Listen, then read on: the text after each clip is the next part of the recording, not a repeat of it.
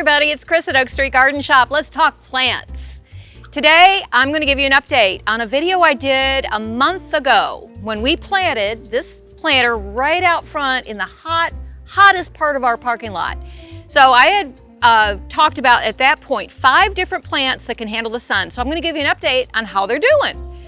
First one, sunflower Sunbelievable. I think I said in the first video that it was going to take over this whole damn planter. Well, it is trying to. It totally is. Look at this thing. It started in a 6-inch pot. Now it is up to here and out to here. I can hardly, encompass it with my arms. It is done beautifully. Now I would like to emphasize when I'm talking about this planter that we have also kept it watered. And I did a video on watering a while back too, and how important it is that you keep your plants watered. We get our water wand underneath all of these plants so that we're not just spraying the foliage, and we water underneath and water it thoroughly. So the Sunbelievable sunflower is doing great. There's actually a honeybee, right there, it was on it. Now it's on that one. The other plant, number 2, was salvia. And this is a skyscraper salvia right here. It's also gotten at least 3 times bigger than it was in its gallon pot. Now, at this point in July, we're about ready to cut some things back, and you ought to be about ready to do that possibly in your garden and your planters as well. The salvia here, some of these blooms are completely played out, even though the insects are still going to them. But I would come in here and cut this back a bit.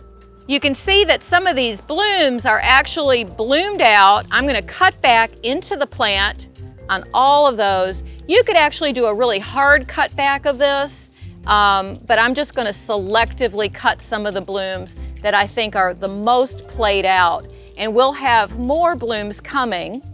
Right here, there's another bud coming on that spot right where I cut it in the middle.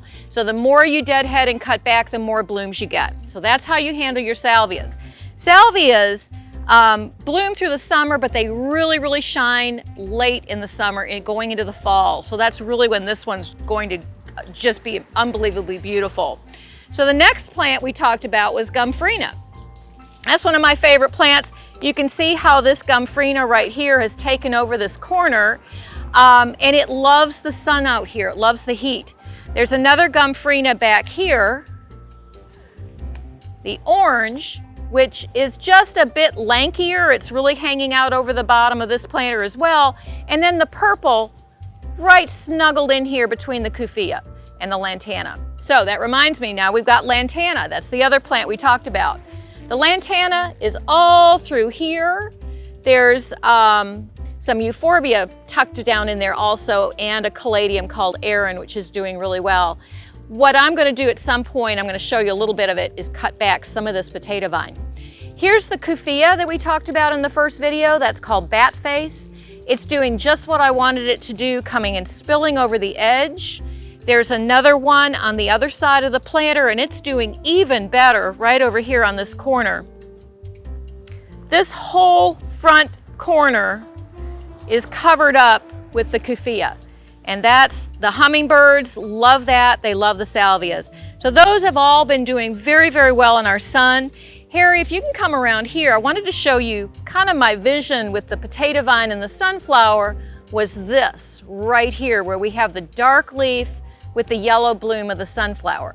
I'm going to leave that potato vine right there, but on the other side of the planter, we're going to give it a little bit of a clip, because if any of you have grown potato vine, you know that it goes crazy. So right through here, you can see where right here, it's really kind of taking over where that Lantana is. So I'm just cutting it right away from it, just to give that Lantana a little bit of breathing space. And right through here, I'm just going to thin this out a little bit.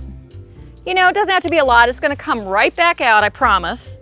A lot of times people are really afraid to clip things. Don't be afraid to cut things, especially potato vine. It is a rampant grower, and it will cover things up if you let it. So that's our month later look at our sign planting out in the hottest part of our nursery. If you've got some planters you want to talk about, and you've had plants that have done well for you in our summer heat in Birmingham and in the Southeast, let us know in the comments section. We'll see you soon. We're here from 9 to 5:30, Monday through Saturday.